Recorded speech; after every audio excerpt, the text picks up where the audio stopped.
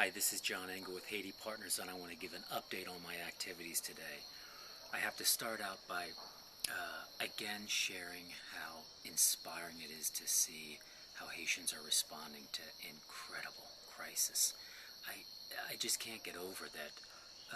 I'm not hearing any "woe is me."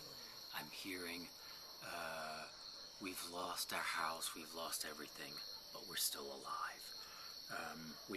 I started out the meeting today by going to what's called a cluster wash meeting, and that is where the UN is holding them. Members of NGOs, non-governmental organizations, are invited to come. It's an effort to share information and make sure that people are informed of what one another are doing.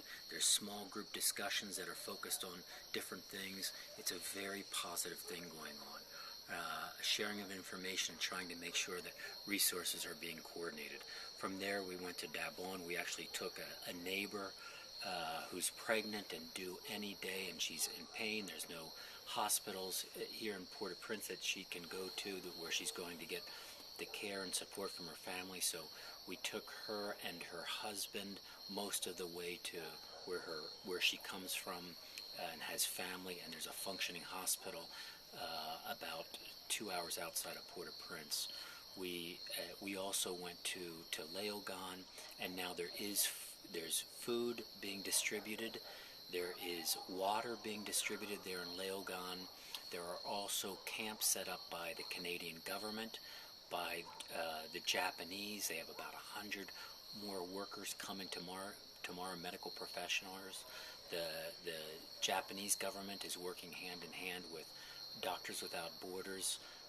There's also a local team, a local Haitian Association led by a Haitian young doctor. Very impressive. They're using the new mission facility and grounds.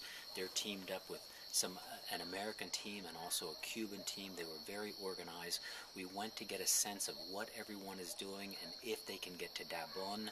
One of the things that we learned is that they will not send teams out. And most of them, up until the last association, the Haitian Association, we couldn't get any medical supplies. We have this situation in Dabon where it's a community where we have 2 different schools that are totally destroyed. The people, they have not received aid yet out there. They're all in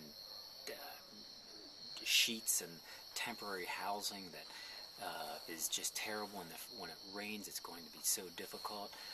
Also, up in the mountains, a 2.5-hour walk from Dabon, we have Thomas, a member of our Leaders Program and a longtime colleague who's an educator and involved in literacy. He called me this morning and just said he's also a health agent. He's got all these people coming to his home. They're coming from Port-au-Prince because they couldn't get care there. Their houses are gone. Now they're there. They have wounds. They have crushed legs. They have all kinds of injuries. He doesn't have any supplies, so he asked me if I could get some supplies. So that's part of what we were trying to do today. Unfortunately, we got him a box of supplies that he then took off, went up to the mountains to care for people. I put about $400 in his hands too, so he can go up there. The other thing is, up there they've lost homes as well. People have lost their homes. They're injured. He talks about how the people were working in their gardens. The ground opened up. They fell in, and in some cases they can't even find their cadavers. So it's just a very, very challenging situation. One of the things that I want to do, a good friend, Jeff Schreifels, who's helps so many nonprofits to find resources. He keeps saying, we feel so helpless here. Let us know concrete things that we can do to help. Well, we have needs here, and we are overwhelmed by the support from friends and family to give us resources that we need to keep going and to help people. But we need more resources, and we're trying to get resources. We're just $3,000 away from raising $15,000 to buy a Nissan Patrol, a 4-wheel drive that's going to help us to receive all these visitors that want to come in and help, a medical team.